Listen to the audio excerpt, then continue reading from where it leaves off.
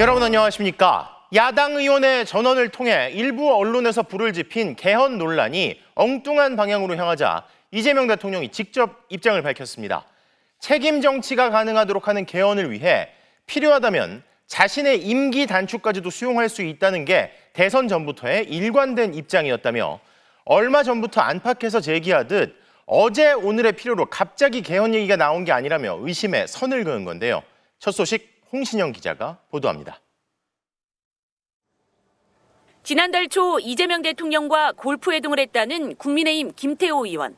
회동 당시 분권형 권력구조 개편을 위한 개헌 필요성을 이야기하자 이 대통령이 임기를 단축해서라도 개헌이 이루어졌으면 좋겠다며 전적으로 공감을 표했다고 전했습니다.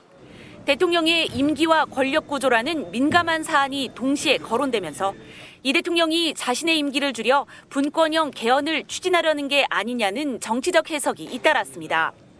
논란이 확산되자 청와대가 하루 만에 대통령이 생각하는 개헌의 원칙과 방향을 밝히며 진화에 나섰습니다.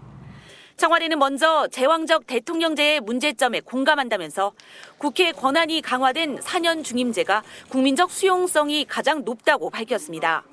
다만 내각제도, 특정한 형태의 분권형 대통령제를 염두에 둔 것도 아니라고 못 박았습니다. 또 개헌은 국회 200석 이상의 동의가 필요한 만큼 여야 합의를 통해 추진해야 할 국회의 몫이라는 점도 강조했습니다. 야당 의원의 전언이 대통령의 새로운 개헌 구상인 것처럼 확대되는 데 제동을 걸면서 권력구조 개편에 대한 대통령의 문제의식은 어제 오늘 갑자기 나온 게 아니라는 점도 분명히 한 겁니다. 이 대통령도 SNS를 통해 지방자치와 국민의 기본권을 강화하는 내용으로 개헌하자는 것이 일관된 입장이라며 이원 집정제나 내각제는 바람직하지도 않고 가능하지도 않다고 직접 밝혔습니다. 3대 메가 프로젝트와 주택 공급 문제 등 현안이 산적한 상황에서 개헌론의 국정의 동력을 빼앗기지 않겠다는 게 청와대의 기류입니다. 개헌의 공은 국회로 넘기고 지금은 민생과 경제 성과에 집중하겠다는 겁니다. MBC 뉴스 홍신영입니다. 이재명 대통령이 청년에 대해 충분한 배려를 했는지 반성의 이야기를 해보고 싶다며 청년 정책 전문가들을 청와대로 초대해 간담회를 열었습니다. 민주당 전당대회가 다가올수록 하락해온 대통령 국정 지지율은 취임 후 최저치를 기록했고 부정평가도 긍정평가보다 높게 나타났습니다. 김정우 기자의 보도입니다. 이재명 대통령이 국정 운영 전반을 청년 친화적으로 개편하겠다면서 청년 정책 전문가들을 청와대로 불렀습니다. 이 대통령은 먼저 과거보다 청년 세대에게 기회가 줄어들었다고 진단했습니다. 그때는 이런 얘기에도 혼나지 않았습니다. 실패는 성공의 어머니다. 그런데 지금은 실패는 성공의 어머니다. 뭐 도전하는 청년이 아름답다. 뭐 이런 얘기들을 하면 뺨맞게 돼 있죠, 요새. 특히 인공지능 발전으로 고용 없는 성장이 나타난다면서 청년 정책이 확실한 성과를 못 내고 있다고 몸을 낮췄습니다. 노인 세대에 대한 우리의 정책적 배려는 너무 당연하고 계속 압도적으로 늘어가는데 청년 세대들에 대해서 과연 충분한 배려를 했나? 근본적인 좀 반성의 얘기를 한번 해보고 싶어요. 비공개 간담회에서는 정부의 청년 정책 체감도가 낮다는 지적과 함께 청년 일자리와 주거에 대한 방향 설정이 필요하다는 의견 등이 제시됐습니다. 부동산 대책에 대한 지적도 잇따른 걸로 전해졌습니다. 이 대통령이 선택적 모병제 도입, 신혼부부 불이익 개선 등을 지시하고 하루 만에 청년 정책 전문가를 만난 건 지지율 하락세 때문으로 보입니다. 한국갤럽 여론조사에 따르면 이 대통령이 국정 운영을 잘하고 있다는 평가는 44%로 직전 조사보다 7%포인트 급락했고 부정평가는 8%포인트 오른 46%를 기록해 데드크로스 현상이 나타났습니다. 특히 청년 세대인 20대 지지율은 30%, 30대 지지율은 37%에 그쳐 부정평가가 긍정평가를 크게 앞섰습니다. 지지율 하락의 주요 원인인 부동산 대책에 대한 청년층 불만이 작용했다는 분석이 나오는데 청와대는 잇따라 청년 관련 대책을 내고 민심 달래기에 나설 걸로 보입니다. MBC 뉴스 김정우입니다. 주택 공급이 더 필요하다는 비판의 목소리가 이어지는 가운데 정부가 서울 용산공원 전체를 주택 공급에 활용하는 방안을 검토 중이라고 밝혔습니다. 이곳에 대규모, 그것도 청년을 위한 공급이 이루어질 경우 집값 안정을 위해선 핵심 지역 공급이 충분히 필요하다는 이야기는 한동안 나오기 어려울 것으로 보입니다. 양소연 기자의 보도입니다. 취임 1주년 간담회에서 기자들을 만난 국토교통부 김윤덕 장관. 주택 공급 대책에서 빠진 서울 용산 어린이 정원에 대한 질문에 어린이 정원은 좁은 개념이라고 답했습니다. 용산공원 전체를 주택 공급에 활용하는 방안을 검토하고 있다며 오염토 정화와 미군과 협의 등 여러 문제가 있지만 집을 짓는 방향으로 생각하고 있다고 했습니다. 속도를 내겠다는 겁니다. 빠르게 하겠다. 그래서 현재 지난 몇 년 동안 공급 절벽 상태를 벗어나기 위해서는 국토차관은 구체적인 부지를 언급했습니다. 용산공원 전체 100만 평 중 어린이 정원은 9만 평 정도라며 녹지를 보존하며 주택도 공급할 수 있다고 설명했습니다. 반환받은 부지들이 있습니다. 예, 뭐 이번에 캠프킴도 하고 있지만은 예, 뭐 대사관 숙소라든지 반환된 부지들이 있고. 전문가들은 상업지구로서 기능도 고려해 개발에 신중히 접근해야 한다고 지적하면서도 핵심지의 주택 공급이 현실화되면 시장에 적지 않은 변화를 줄 걸로 기대했습니다. 만약에 용산에 6만에서 8만 호권의 입주 물량이 발생한다고 하면 상당한 공급 효과가 있다라고 할 수 있을 것 같아요. 정부는 그린벨트 활용에 대해서도 적극적인 입장을 밝혔습니다. 이미 훼손돼 그린벨트 역할을 못하는 땅을 주택 공급에 활용하겠다는 겁니다. 하지만 용산 개발과 그린벨트 모두 서울시와 협의가 필요한 상황. 서울시는 대변인 명의의 성명을 내고 도심 녹지를 훼손해 주택을 공급하는 건 신중해야 한다며 반대 입장을 재차 밝혔습니다. 김 장관은 다음 주 오세훈 시장을 만날 예정이라며 협의를 계속하겠다면서 서울시가 반대하면 아무것도 못하는 무능함을 보여주지 않겠다고 의지를 드러냈습니다. 정부는 이르면 다음 달 말 신규 택지를 추가 발표할 예정입니다. MBC 뉴스 양소연입니다. 이런 가운데 서울 강남 지역에선 가격을 크게 낮춘 아파트 매물이 연이어 나오고 매매 가격도 하락세로 돌아섰습니다. 이른바 초고가 주택 세부담이 크게 늘어나고 공급 물량 발표도 계속 나오는 가운데 팔겠다는 사람이 많아지고 시장도 반응하는 걸로 해석됩니다. 김세영 기자입니다. 50억 원 넘는 초고가 아파트 단지가 몰려있는 서울 반포동. 최근 가격을 낮춰서라도 집을 팔겠다는 문의가 이어지고 있습니다. 80제곱미터 정도 되는 것들이 매매가가 거의 50억에서 55억대 주로 움직였었어요. 지금 50억 이하로 나오는 물건들이 출회가 되니까. 압구정동 현대아파트 전용 면적 198제곱미터는 호가를 27억 원 낮춘 매물이 나왔고 대치동 음마아파트, 반포동 아크로 리버파크 등 다른 아파트 단지들에서도 가격을 낮춘 매물이 잇따라 나왔습니다. 당장 내년부터 보유세가 크게 오르고 28년부터는 양도세마저 오를 예정이라 비거주 보유자와 고령층이 매도에 나선 것으로 풀이됩니다. 하지만 사려는 사람은 없다 보니 아직 거래가 이루어지지는 않고 있습니다. 어르신들은 주로 매물을 내놓고자 하고 살 분들은 망설이고 있고 대출은 묶여 있고. 재건축을 추진 중인 단지에서는 정부의 민간정비 사업 지원에 기대를 걸고 있습니다. 내년 상반기 이주를 목표로 하고 있는 대표적 재건축 단지인 음마아파트. 주변 전월세 가격이 오른 상황에서 당장 이사를 앞두고 있다 보니 정부가 이주비 대출을 더 풀기로 했다는 소식을 반기고 있습니다. 음마 같은데 이제 내년 바로 이주를 하니까 그런 경우에는 그 이주비가 굉장히 도와주면 좋죠. 전문가들은 정부의 공공택지 개발과 민간 정비 사업이 동시에 이뤄지면 주택 공급이 확실히 속도를 낼 수 있을 것으로 보고 있습니다. 다만 사업 추진 과정에서 이사 수요가 집중되면서 매매와 전셋값이 자극될 수 있어 세심한 관리가 필요합니다. MBC 뉴스 김세영입니다. 국민의힘 이진숙 의원이 주최한 행사의 파장이 계속되고 있습니다. 국민의힘이 부적절했다는 공식 입장을 냈고 일각에선 징계 가능성도 거론하는데요. 국민의힘 의원이 행사를 주최하고 국민의힘 출신 국회 도서관장이 이런 행사에 자리를 내어줬지만 실제 당 차원의 징계가 이루어질지는 미지수입니다. 윤상문 기자가 보도합니다. 5.18 폄훼 세력에 토론회 자리를 마련해준 국민의힘 이진숙 의원.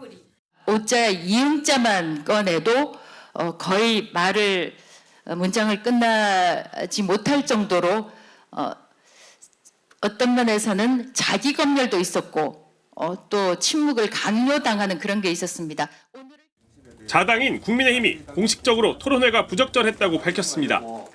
당의 공식 입장은 어제 그런 주제를 가지고 국회에서 토론회를 열었던 것들은 되게 부적절한 행위였다. 이렇게 좀 판단하겠습니다.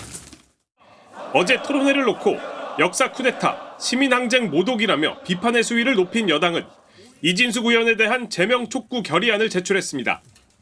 그 5.18의 정신을 폄훼하는 인사들을 모아서 역사적으로 확정된 사실조차도 부정한 행위를 서슴지 않았다는 것에 정말 그 동료라고 하기도 부끄러운 지경이고. 당 안팎의 비판에도 이진숙 의원은 일부 표현의 문제였을 뿐 5.18 민주화 운동을 폄훼하는 토론회는 아니었다고 주장했습니다. 왜 토론도 못하게 하냐며 추가로 기자회견까지 열었는데 정작 기자 질문은 받지도 않고 자리를 피했습니다. 전두환이 내란국적 살인죄 유죄가 확정됐는데 어떤 토론이 필요하다고 생각하시는 거예요? 어떤 부분이 다시 재조명돼야 된다고 보시는지. 내가 얘기할 부분은 이미 다 했습니다.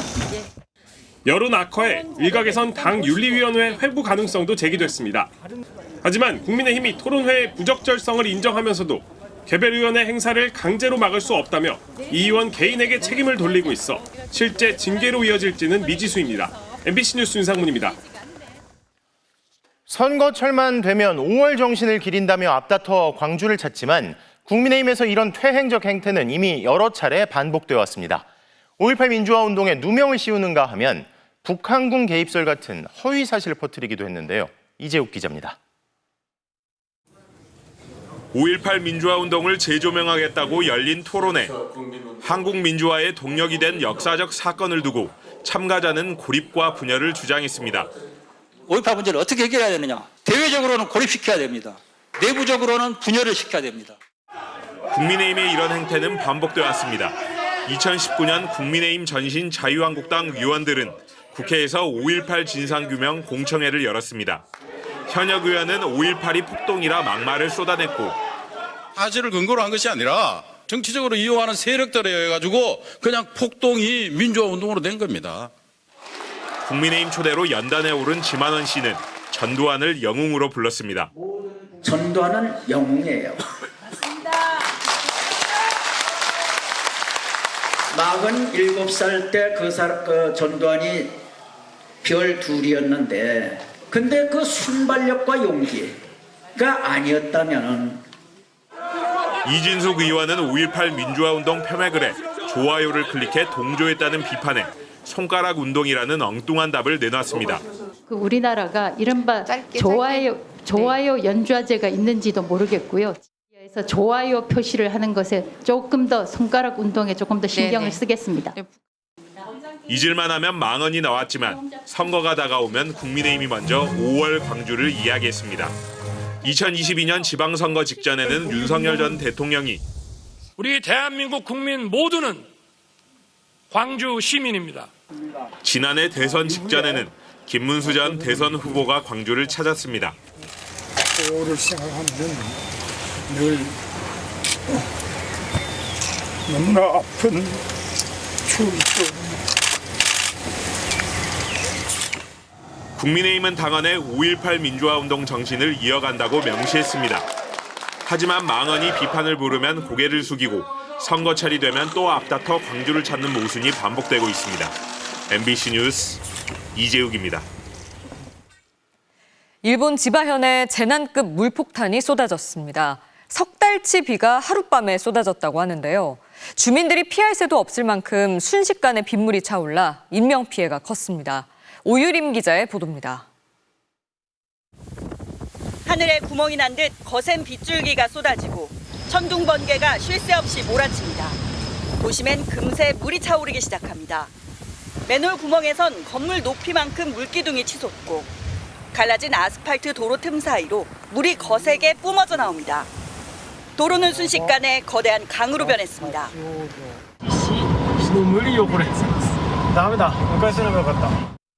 달리는 버스 안으로 빗물이 밀려들고 에스컬레이터와 계단은 폭포처럼 변했습니다.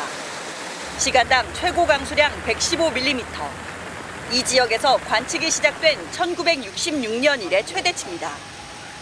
지바시엔 8월 한 달치 평균 강수량의 3배에 달하는 비가 12시간 동안 쏟아졌습니다. 석 달치 비가 한 번에 내린 겁니다. 기상이변에 가까운 포구에 한나절여 만에 8명이 숨졌습니다.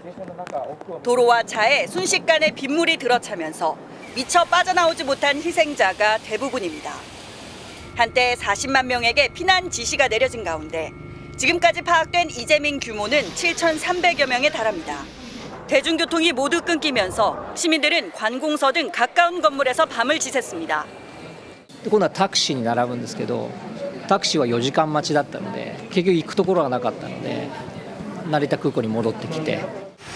지바현 22개 시엔 재해경계 최고 단계인 5등급의 폭우 특별 경보가 발령됐고 일부 지역엔 자위대까지 투입됐습니다. 命の危険が迫っているため、直ちに身の安全を確保しなければならない状況です。 배수시설이 감당할 수 있는 용량의 2배가 넘는 물폭탄에 방제 대국이라 불리는 일본도 속수무책으로 당할 수밖에 없었습니다. MBC 뉴스 오유림입니다. 사상 유례 없는 폭우의 피해는 날이 밝은 뒤 한층 더 적나라하게 드러났습니다. 물이 빠져나간 도로엔 움직일 수도 없게 된 차들이 여기저기 널려 있고 흙탕물에 잠겨 복구는 엄두도 못 내는 지역들도 많았습니다. 도쿄 신지영 특파원이 현장 취재했습니다. 마치 하늘에 구멍이라도 뚫린 듯 짧은 시간에 어마어마한 양의 비가 쏟아진 어젯밤 일본 지바현. 옵니다. 여봐. 날이 밝자 수마의 참상은 한층 더 적나라하게 드러납니다. 사방에 가득 들어찬 물은 인간이 지어놓은 경계를 모호하게 만들었습니다. 제가 서 있는 이곳은 원래 도로 오른쪽엔 논밭이 있었던 곳입니다. 하지만 지금은 흙탕물로 가득 차 마치 하나의 저수지처럼 변했습니다. 물에 잠긴 차는 도대체 몇 대나 되는 건지 너무 많아 헤아리기를 포기해야 할 정도고 물 빠진 도로엔 주행 불능 상태에 빠진 차들이 마치 장애물처럼 놓여 있습니다. 지금 여기 바닥을 보시면 흙탕물이 들어왔다가 빠져나간 자국이 고스란히 남아 있는데요. 지금은 고립됐던 차량들만 덩그러니 남아 있습니다. 산사태로 쓸려 내려온 토사와 나무들은 마을과 마을을 잇는 터널 입구를 완전히 막아버렸고 이런 곳이 한두 곳이 아니어서 복구의 손길이 닿을 때까지 얼마나 걸릴지 알 수가 없습니다. 한바탕 물이 휩쓸고 지나간 자리. 저 건너밭 손수레가 오이 넝쿨과 함께 울타리에 뒤엉킨 채 이쪽 논까지 지쳐 들어왔습니다. 다음 주 추수를 마음먹었던 농부는 황당한 마음입니다.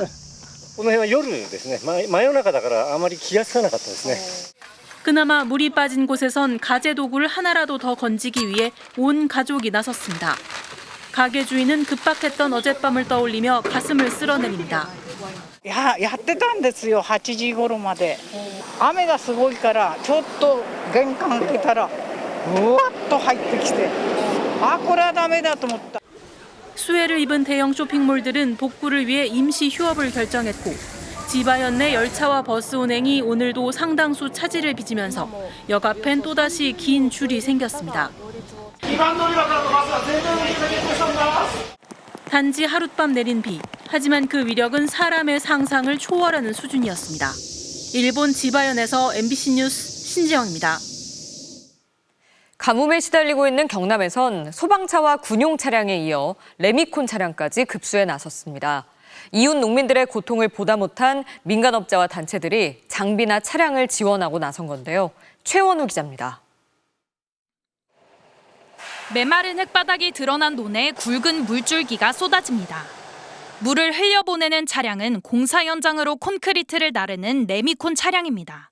20년 동안 농사를 지었는데 레미콘으로 물을 빼기는 처음인 것 같아요. 비가 많이 와가지고 물을 계속 대었으면 좋겠어요. 레미콘 한 대가 나를 수 있는 물은 6톤. 중형 소방차 한 대와 맞먹는 양인데 물을 쏟아내는 속도는 조금 더 빠릅니다. 경남 18개 시군 모두가 농업용수 가뭄 단계에 들어가자 민간에서도 급수에 나선 겁니다. 농비가 눌러서 참 이 농작물이 다 들어간 데 있어서 굉장히 마음 아프게 생각하고 일반 소방차보다는 타설이 물이 좀 빨리 나오기 때문에 가뭄 상황은 인근 부산으로도 확대돼 고지대 농가 등엔 소방차의 긴급 급수가 시작됐습니다. 물이 없어서 알을 못 가죠. 중학교 다니면서 농사지 이때까지 그런 적은 없었어. 경남의 농업용수 저수율은 전날보다 0.4%포인트 줄어든 31.8%. 논에 물이 마르면서 이렇게 바닥 곳곳에는 손가락이 들어갈 정도의 깊은 틈이 벌어졌습니다. 국가소방동원령을 연장한 소방청은 농업용수 가뭄 심각 지역인 밀양과 함안 등 5개 지역에 소방 물탱크 차를 20대씩 배치해 4일째 급수를 이어갔습니다. MBC 뉴스 최원우입니다. 다행히 이번 광복절 연휴에 비 소식이 있는데요. 기상재난센터 연결해 바로 알아보겠습니다. 윤태구 분석관, 비가 언제 또 어디에 오는 겁니까? 네, 먼저 위성 구름 영상부터 보시겠습니다. 우리나라 남서쪽, 중국 남부와 동중국 해상에 하얗게 부풀어 오른 구름 무리가 보이시죠? 높고 강하게 발달한 비구름들로 우리나라로 오기 전 세력을 벌써 이만큼 키웠습니다. 현재 대기 중에 수증기가 얼마나 있는지도 보겠습니다. 색이 붉을수록 수증기가 많다는 뜻인데요. 동해상에 있는 15호 태풍 차놈이 남긴 수증기도 아직 남아 있습니다만 그보다 중국 동부해상 쪽에 쌓인 수증기가 훨씬 많습니다. 중국 상하이 부근 저기압에 동반된 강한 남서풍이 이 수증기를 그대로 끌고 올라오면서 광복절인 내일 제주도와 남부지방부터 비가 시작되겠고요. 일요일 새벽 전국으로 확대돼 월요일까지 이어지겠습니다. 네, 내일부터면 비가 연휴 내내 내린다는 건데 남부지방 가뭄이 해갈될 정도일까요? 네, 해갈에 많은 도움이 될 걸로 보입니다. 이번 비는 전국에 내리겠지만 특히 가뭄이 심한 남부지방에 집중될 전망인데요. 전라권에 최대 100mm, 경상권에 최대 150mm가 예상되고요. 강한 남풍이 지형과 그대로 맞부딪히는 남해안과 지리산 부근에는 200mm가 넘는 비가 쏟아지는 곳도 있겠습니다. 지난 7월 한 달 동안 경남의 평균 강수량은 73.4mm로 평년의 23%에 그쳤는데요. 이번엔 광복절과 일요일 이틀 만에 이보다 많은 비가 내릴 수 있는 겁니다. 여기에 월요일까지 비가 이어지는 만큼 총량은 더 늘어날 수 있습니다. 가뭄이 극심한 경남 밀양의 사흘간 예상 강수량을 각국의 수치 모델별로 봐도 모두 100mm 이상의 많은 비를 예측하고 있는데요. 말라붙은 저수지를 다 채우기엔 부족할지 몰라도 갈라진 논밭을 적시기엔 충분하겠습니다. 비가 집중되는 시간과 구역을 보면요. 시간당 50mm를 넘는 강한 비가 내일 밤 제주도를 시작으로 모레 새벽부터 오전 사이엔 전남, 아침부터 낮 사이엔 경남으로 옮겨가겠습니다. 다만 저기압이 지나가는 길에 따라 비가 집중되는 곳이 달라질 수 있어서 최신 예보를 계속 확인하셔야겠습니다.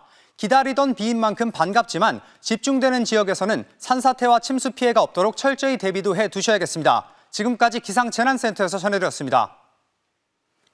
국민의힘 장동혁 대표는 현장의 목소리를 듣겠다며 경남의 가뭄 피해 지역을 직접 찾았습니다.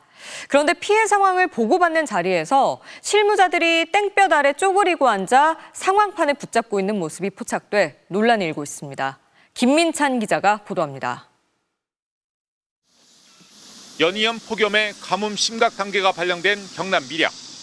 국민의힘 장동혁 대표가 바짝 마른 저수지 앞에서 농어청 공사 관계자로부터 농업용수 부족 상황을 보고받았습니다. 이 무안 지역은 특히나 저수율이 10%대 미만으로 그러면 아주 열악한 지역이 되겠습니다. 장 대표와 국민의힘 의원들이 설명을 듣는 사이 피해 상황판 뒤에 누군가의 모습이 얼핏 보입니다. 확인해보니 농어청 공사 직원들이었습니다. 장 대표가 보고받는 동안 상황판이 쓰러질까 봐 직원 2명이 인간 받침대 역할을 하고 있었던 겁니다. 당시 밀양 지역 기온은 34도. 이들은 땡볕 아래 쪼그리고 앉아 두 손으로는 상황판 지지대를 붙잡고 머리로는 상황판 뒷면을 받치고 있었습니다. 농어청 공사 측은 상황판이 바람 때문에 날아갈 위험이 있어 잠시 고정하려고 뒤에 있었다고 설명했습니다. 정치권에선 이를 두고 정치인이 현장 점검하는 모습을 보여주느라 폭염 속 실무자들의 고충이 외면됐다는 지적이 나옵니다. 특히 더불어민주당은 장 대표가 번듯한 상황판만 보며 진짜 국민들의 삶은 보지 못했다고 사과하라고 비판했습니다. 제1야당 대표가 자신의 발밑에서 폭염에 타들어가는 실무자의 고통은 철저하게 외면한 것입니다. 국민의힘은 장 대표가 직원이 뒤에 있던 사실을 몰랐다며 나중에 파악한 뒤 죄송하다는 뜻을 표했다고 밝혔습니다. MBC 뉴스 김민찬입니다. 오세훈 서울시장은 오늘 이례적으로 국민의힘 원내대책회의에 참석했습니다. 정부의 부동산 정책을 비판하기 위해서인데 이를 두고 당권파 지도부가 공개적으로 불만을 드러냈습니다.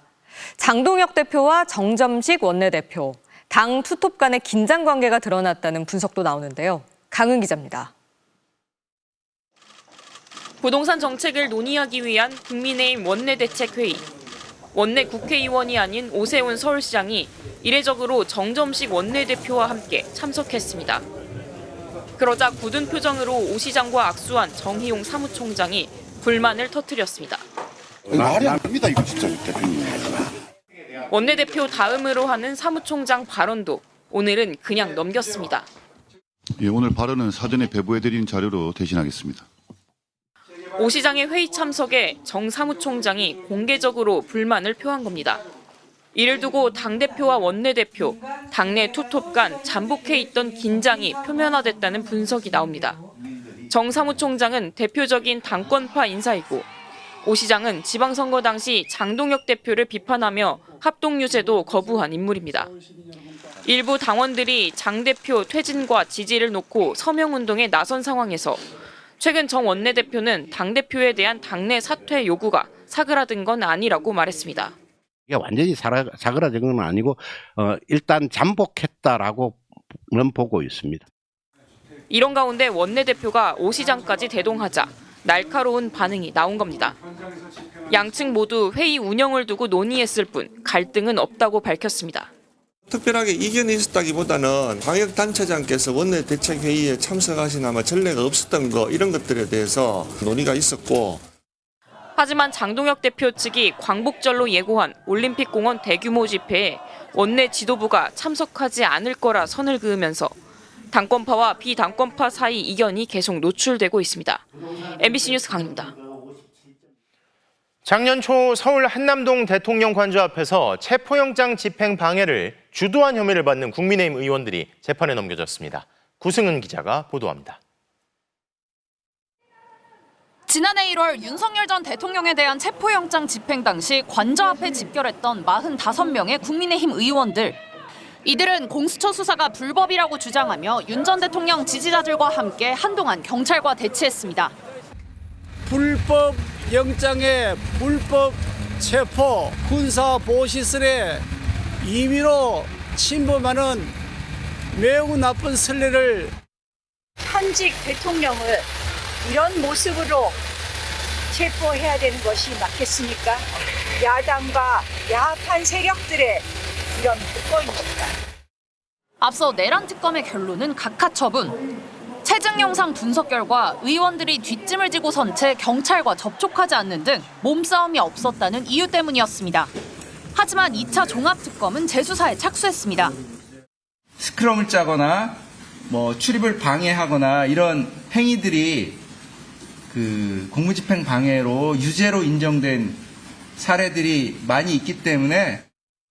그리고 오늘 나경원, 김기현, 윤상현, 권영진 의원을 특수공무집행방해 혐의로 재판에 넘겼습니다. 나의원이나 김 의원 등이 출석 요구에 응하지 않았지만 94GB 상당의 체증 영상에서 확인한 폭언, 영장 집행에 참여한 공무원들의 진술 등을 토대로 혐의가 입증된다는 결론을 낸 겁니다.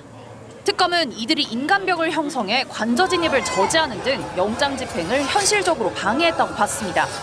나 의원은 SNS에 국회의원들의 정당한 항의와 정치적 의사표현이었다고 반발했고 김기현 의원도 입장문을 통해 억지 혐의를 조작해 없는 죄도 만들어내려는 법 기술자들의 정치 난동이라고 주장했습니다. MBC 뉴스 구승입니다. 지난해 이른바 연어 술파티 의혹 위증 혐의 재판 도중 검사들이 재판부에 반발하며 집단 퇴정하는 일이 있었죠. 이들을 징계할 수 없다던 대검찰청과 달리 법무부는 당시 수원지검 지휘부를 징계해야 한다고 결론 내렸습니다. 강나림 기자의 보도입니다. 지난해 11월 수원지법에서 열린 이화영 전 경기도 평화부지사의 연어 술파티 의혹 위증 혐의 재판. 재판부가 검찰이 신청한 증인을 기각하자 공소유지를 맡은 수원지검 검사 4명이 불공정한 소송 지휘를 따를 수 없다고 반발하며 법정을 나갔습니다. 논란이 되자 대통령실까지 나서 사법 모독행위라며 엄정 감찰을 지시했습니다. 법정 질서를 해치는 행위들에 대해 법과 원칙에 따라 신속하고 엄정한 감찰과 수사를 진행할 것을 지시했습니다. 약 9개월 만에 법무부가 당시 집단 퇴정한 검사들과 관련해 지휘부 징계가 필요하다는 결론을 냈습니다. 최근 법무부 감찰위가 당시 수원지검 1, 2차장 검사와 공판을 맡은 형사 6부장 등 지휘부 4명에 대해 경고 및 징계 의견을 낸 것으로 전해졌습니다. 중요 사건 재판부 기피 신청을 보고한 시점이 늦었고 검사들을 지휘 감독하는 책임을 다하지 못했다는 점이 근거가 된 것으로 알려졌습니다. 지난 4월 재판부 기피와 퇴정을 이유로 검사들을 징계할 수 없다고 봤던 대검찰청 감찰위원회의 판단과는 다른 결론입니다. 법무부가 감찰위를 다시 열어 반대 결론을 내린 건 이례적이라는 지적이 나옵니다.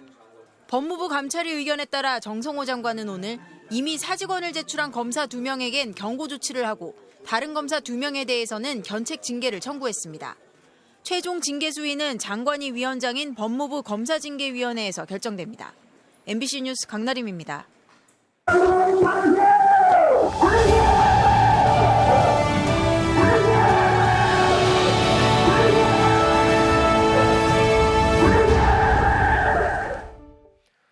혹시 대한민국 독립을 위해 헌신한 독립유공자 중에 외국인들도 있다는 사실을 알고 계십니까? 그런데 정부가 이러한 외국인 유공자 80명에게 훈장을 추서했지만 후손이 확인되지 않는다는 이유로 훈장이 전달되지 않은 경우도 있는데요. 그래서 저희가 내일 광복 81주년을 앞두고 정부가 유족미상이라고 밝힌 외국인 독립유공자 3분의 후손을 찾아냈습니다. 먼저 정혜인 기자의 단독 보도입니다. 일제강점기 미국의 외교관으로 대한민국 임시정부 승인을 촉구하고 국무장관에게 지원을 호소하는 등 한국의 독립운동에 앞장선 제임스 헨리 로버츠 크롬웰. 정부가 2015년 건국 포장을 추서했지만 후손을 찾지 못했다는 이유로 11년간 전달되지 못하고 있습니다. 올해 광복절을 앞두고 취재에 나선 MBC는 미국 네바다주에 사는 손자를 찾아냈습니다. I was surprised, but I was pleasantly surprised. I didn't know that he was that involved with Korea. I was very proud of my grandfather for his accomplishments. 미국 상원 의원으로 3.1운동 당시 의회에서 한국 독립을 촉구하는 연설을 하고 호소문을 책자로 만들어 배포하는 등 독립운동을 펼쳐 2015년 건국 훈장에 추서된 셀던 파머 스펜서. MBC를 통해 이 같은 사실을 처음 알게 된 증손자는 온 가족에게 큰 선물이 됐다고 말했습니다. My brothers were surprised. I have 3 sons. They were surprised. So, it's a gift to us. 역시 미국 상원 의원으로 의회에 한국의 독립안건을 제출하고 대통령에게 한국 문제 해결을 촉구해 건국 포장을 받은 찰스 스폴딩 토마스. MBC의 연락을 받은 후손은 역사 공부 도중 우연히 이 같은 사실을 접해 알고 있었지만 후손 신청 절차가 어려워 포기할 수밖에 없었다고 말했습니다. I wouldn't know how to get my grandfather's birth certificate. Bill probably would. My father's, but he's deceased. So, I'm not sure what the process is on that either. 이들은 모두 훈장 추서 후 11년이 지나도록 한국 정부로부터 어떤 연락도 받지 못했다고 말했습니다. But that was there was no effort to contact the family or anything as far as I understand. MBC는 이들 후손들이 훈장을 전달받을 수 있도록 보훈부에 관련 정보를 전달할 예정입니다. MBC 뉴스 정혜인입니다. 과거 정부가 앞서 보신 이들을 독립유공자로 서운하고도 그 징표인 훈장을 지난 11년 동안이나 전달하지 못하고 있던 이유는 유족이 확인되지 않았다는 거였죠. 자, 그런데 MBC 취재진이 직접 시도해보니 외국인 독립유공자의 후손을 찾아 화상으로 대면하기까지 채 보름이 걸리지 않았는데요. 이어서 홍희표 기자의 보도입니다. 누구나 접근할 수 있는 해외 묘지 정보 온라인 사이트입니다. 보훈부가 후손을 찾을 수 없다는 외국인 독립유공자들의 이름을 넣었더니 묘지 정보와 함께 당시 유족의 이름이 나옵니다. MBC는 여기서 확인된 외국인 유공자 자녀의 이름으로 현지 언론에 실린 부고 기사와 결혼 기사들을 검색해 다시 이들 후손의 이름을 알아냈습니다. 그 다음 확인한 건 해외 족보 기록 사이트. 여기서 후손의 이름과 유공자 가문의 가계도를 비교해 동명이인을 추려냈습니다. 이렇게 후손이 확인된 외국인 독립유공자는 3분. 연락처 열람 사이트 등을 통해 SNS나 이메일 주소가 확인된 후손에게 연락을 취하는 동시에 현지 한인회에 도움을 요청해 독립유공자 3분의 후손 모두와 화상 인터뷰를 성사시킬 수 있었습니다. 다행히 한인회가 다행히 연결되는 이메일 그 리스트가 있어요. 이런 분 찾는다고 이제 돌렸으니까 이제 확답이 온 거죠. MBC가 이렇게 외국인 독립유공자들의 후손을 추적해 대면하기까지 걸린 시간은 2주 남짓. 전문 행정 인력과 외교 네트워크를 갖춘 정부가 나섰다면 훨씬 단축됐을 가능성이 큽니다. 보험체라든지 이런 데하고 접촉이 한 번 있은 적이 없었고 저도 처음으로 이제 지금 해보는 건데 무조건 어떻게 좀 되게 해야 되겠다. 정부가 독립운동 공적이 크다며 훈장을 취소하고도 후손에게 전달하지 않은 외국인 독립유공자는 11명. 국가보훈부는 이 중 지난해와 올해 추서된 3명에 대해서는 후손에게 훈장을 전수할 예정이라고 밝혔습니다. 이번에 MBC가 후손을 찾아낸 3명을 제외한 5명은 전 세계의 일제 식민 지배를 규탄하고 한국의 독립운동을 알린 뚜렷한 공적에도 불구하고 여전히 유족 미상으로 남아 있습니다. Yeah, I'm just very proud of what my great-great-grandfather did. Yeah, I'm honored to be speaking with you guys and to be a part of this story. MBC 뉴스 송희표입니다. 오늘은 일본군 위안부 피해를 처음 세상에 알린 증언을 기억하기 위해 제정된 기림의 날입니다. 무려 6년 만에 평화의 소녀상 앞에서 진행 중인 행사 현장 연결합니다. 이승영 기자, 행사는 아직 진행 중인가요? 조금 전 행사는 종료됐습니다. 시민 200명 정도가 참석해 피해 할머니들에 대한 지지와 응원을 보냈습니다. 위안부 피해자 기림의 날은 1991년 8월 14일 고 김학순 할머니가 자신의 피해 사실을 처음 공개 증언한 날을 기억하자는 뜻에서 국가기념일로 지정됐는데요. 오늘은 특히 의미가 컸습니다.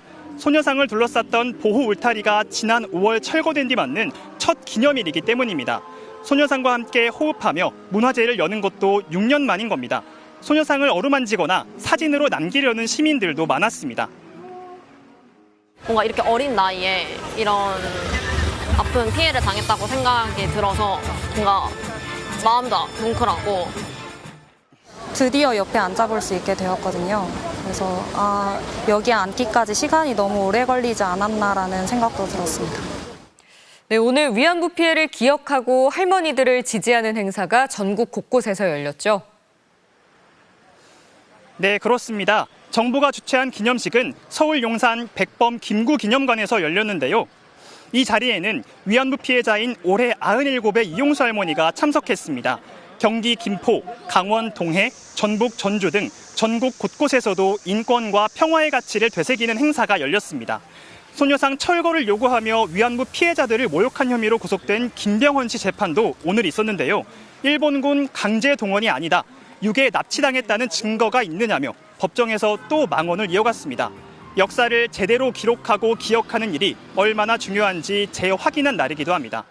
올해 강일출 할머니가 돌아가시면서 이제 정부에 등록된 생존 피해자는 5명인데요. 죽기 전에 일본 정부가 진심으로 사죄하는 걸 보고 싶다는 피해자들의 소원이 이뤄질 시간도 이제 정말 얼마 남지 않았습니다. 지금까지 평화의 소녀상 앞에서 전해드렸습니다. SK하이닉스에서 새 통합노조가 출범하면서 또다시 성과급 갈등이 확산하는 것 아니냐는 우려가 나오고 있습니다. 성과급 배분이 노란봉투법상 쟁의 대상에 포함되는지 여부를 놓고 현장의 혼란이 커지자 정부는 쟁의 대상을 구체화하는 시행령과 시행 규칙을 검토하고 있습니다. 이혜리 기자입니다. 어제 정식 출범한 SK하이닉스 통합노조. 오늘 오후 6시 기준 조합원 2,700명을 훌쩍 넘겼습니다. 통합노조는 조합원 15,000여 명을 더 확보해 과반노조가 되면 사측에 즉각 성과급 교섭을 요구할 계획입니다. 성과급 일부를 현금 대신 주식으로 지급하는 방안을 제시한 사측에 확실한 반대 목소리를 내겠다는 겁니다. 지난 5월 성과급 협상을 끝낸 삼성전자 노조도 최근 정부가 발표한 호남 반도체 메가 프로젝트를 교섭 대상으로 삼겠다고 나섰습니다.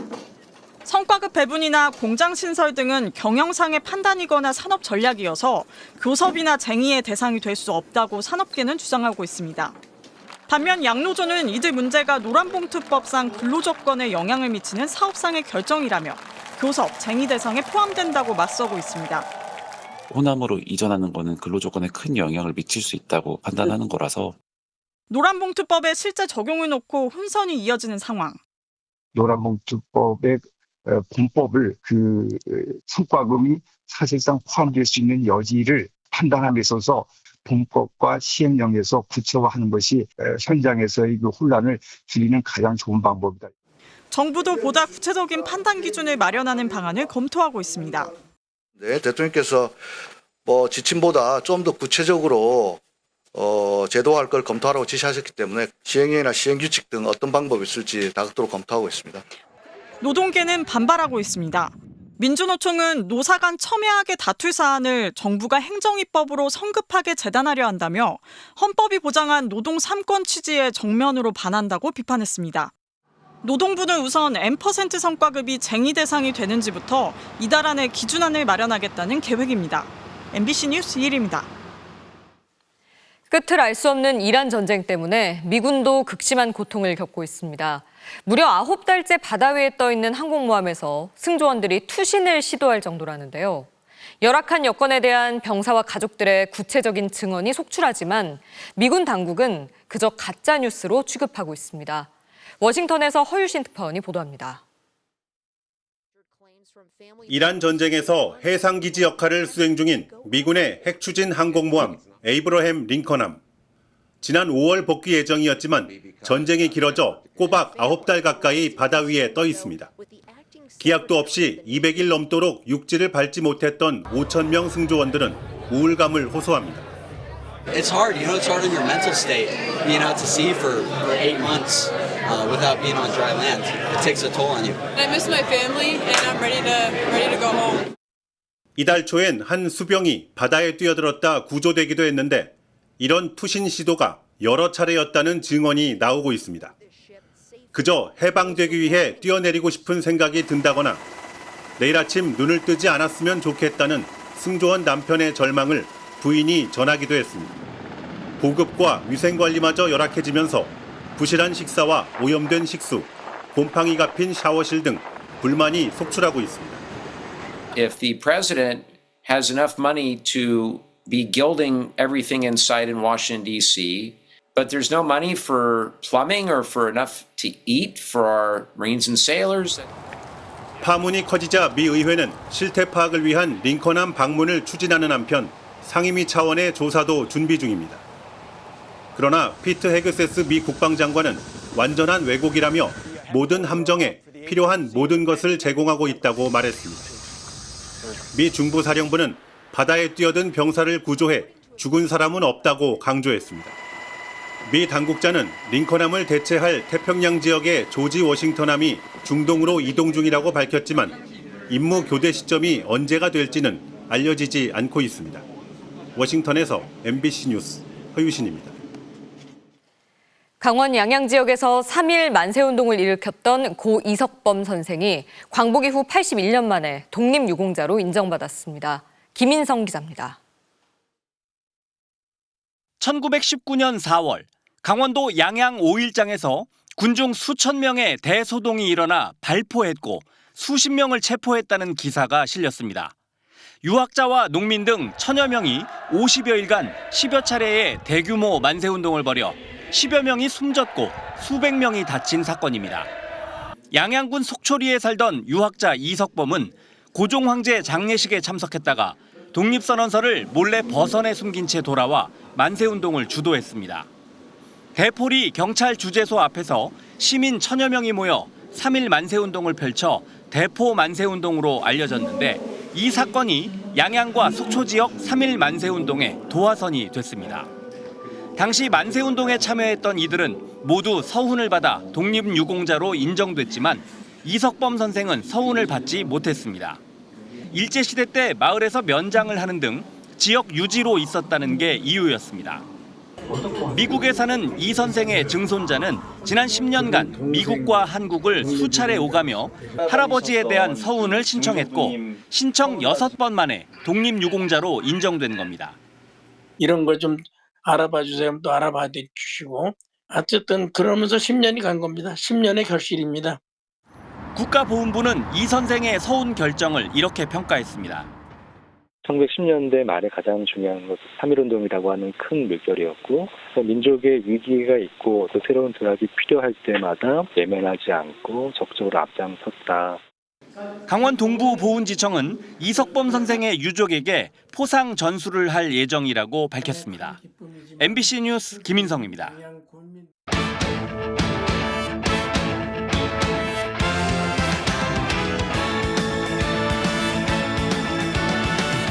금요일 밤 스포츠 뉴스입니다. K리그1 포항 스틸야드 천장 콘크리트 일부가 테이블석으로 떨어진 사고와 관련해 프로축구연맹이 안전성이 확보될 때까지 경기 개최를 허용하지 않기로 했습니다. 포항 스틸야드에서 경기 도중 성인 손 크기의 콘크리트 조각이 관중석으로 떨어진 사고에 대해 MBC가 보도한 이후 프로축구연맹은 현장 방문 등을 통해 안전 상태를 확인했는데요. 연맹은 현재 상태로는 K리그 경기를 개최하기 어렵다고 판단했다며 안전성이 확보될 때까지 스틸야드에서의 경기 개최를 허용하지 않기로 했습니다. 연맹은 포항구단에 대체구장 확보를 요청했지만 확보에 어려움을 겪으면서 이달 예정된 포항의 홈경기는 원정팀의 개최권이 넘어갔습니다. 이에 따라 오는 22일 리그 경기는 부천에서, 30일 경기는 강릉에서 개최됩니다. 한편 오는 19일 스틸야드에서 열릴 예정이던 포항과 진주시민구단의 코리아컵 16강전도 광양 축구 전용구장으로 장소가 변경됐습니다. 17세 이하 여자 배구 대표팀이 처음 나선 세계선수권에서 전승 행진을 거두며 연일 화제를 모으고 있는데요. 내일 튀르키예와 8강전을 앞두고 파죽지세의 비결을 밝혔습니다. 이명로 기자가 전합니다. 득점을 올릴 때마다 어김없이 선보이는 발랄한 세레머니. 넘치는 끼 때문인 줄 알았던 세레머니엔 다 이유가 있었습니다. 처음이라고 긴장한 티를 내면 상대방이 그걸 알아채기 때문에 떨리고 긴장되는 순간에 세레머니 한번 하면 긴장이 되게 풀리기도 하고 6연승으로 8강에 오르며 침체된 한국 여자 배구에 희망을 안긴 10대 소녀들은 에이스 한 명에 의존하지 않는 원팀 정신을 그 비결로 꼽고 있습니다. 제2의 김연경으로 주목받으며 대회 득점 2위를 달리고 있는 손서연이 상대의 집중 견제를 받고 있지만 탁월한 점프력을 자랑하는 엄인서와 여자부에서 보기 드문 중앙 후위 공격까지 장착한 장수인이 가세해 탄탄한 삼각편대를 완성했습니다. 제가 뒤에 있을 때도 파이프 써서 도와주는 분산시킬 수 있는 공격들을 많이 저한테 투 블로킹이 계속 오고 그런 상황에서 더 많은 친구들이 때리고 그런 견제가 조금씩 풀리면서 저도 자신 있게 때릴 수 있게 되었던 것 같습니다. 우승이란 목표까지 가장 큰 고비가 될 내일 튀르키예와의 8강전. 주전들 모두 키 180cm 이상인 장신군단을 상대로 또 한 번 반란을 준비하고 있습니다. 한국에서 응원해주시는 분들께 감사드립니다. MBC 뉴스 이명노입니다. 배드민턴 여자 안세영 선수가 3년 만에 세계선수권 정상 탈환을 위해 출국했는데요. 지난달 당한 부상 여파를 극복해내겠다며 의지를 다졌습니다. 지난달 일본 오픈 도중 왼발 통증으로 기권해 우려를 낳았던 안세영 선수. 인도 뉴델리 세계선수권 출전을 위해 출국길에 올랐는데요. 100%는 아니지만 몸 상태가 많이 올라왔다며 3년 만에 정상 탈환을 향한 의지를 드러냈습니다. 아예 없지는 않고요. 어느 정도 참고 할 수 있는 정도는 되는 것 같습니다. 지금 몸 상태도 이제 많이 올라왔고. 지난해 무려 11번을 우승했지만 세계선수권 준결승에서 숙적 천일페이에게 패해 서력 의지는 더 강한데요. 다음 달 아시안게임까지 강행군 속에서도 부상 여파를 이겨내겠다고 다짐했습니다. 몸을 잘 못 쓸 수도 있고 또 어색한 부분이 참 생길 수도 있어서 그게 걱정이긴 하는데 저는 경기를 뛰면 뛸수록 조금 더 안정되고 세계선수권 2연패에 도전하는 남자 복식 세계 1위 서승재, 김원호조도 함께 결전지로 향했습니다.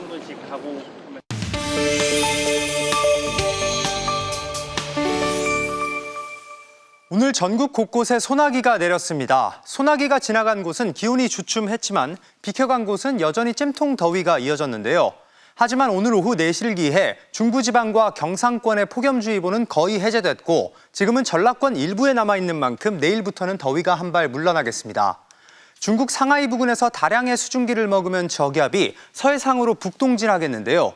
오늘 밤 제주도를 시작으로 내일 오후에는 남부지방, 모레 새벽부터 전국으로 비가 확대되겠습니다. 특히 남풍이 지형과 그대로 맞부딪히는 남해안과 지리산 부근에는 강하고 많은 비가 쏟아지겠습니다. 모레까지 예상되는 비의 양은 수도권과 강원도 5에서 30mm, 충청권 최대 60mm, 전라권 최대 100mm, 경상권 최대 150mm가 되겠고요. 남해안과 지리산 많은 곳은 200mm 이상 쏟아지는 곳도 있겠습니다. 비가 집중되는 시점을 보시면 시간당 50mm를 넘는 강한 비가 내일 밤 제주도를 시작으로 모레 새벽부터 오전 사이엔 전남, 아침부터 낮 사이엔 경남으로 옮겨가겠습니다. 이들 지역에서는 산사태와 침수 피해가 없도록 대비 철저히 해주셔야겠습니다. 내일은 전국이 대체로 흐린 가운데 중부 내륙에는 5에서 50mm 사이의 소나기가 내리겠습니다. 아침 기온은 서울 24도, 대전 23도를 보이겠고 낮 최고 기온은 서울과 부산이 31도로 오늘보다 낮겠습니다. 비는 월요일까지 이어지겠고 이후 다시 무더위가 찾아오겠습니다. 지금까지 기상브리핑이었습니다. 금요일 뉴스데스크 오늘 순서는 여기까지입니다. 시청해주신 여러분 고맙습니다.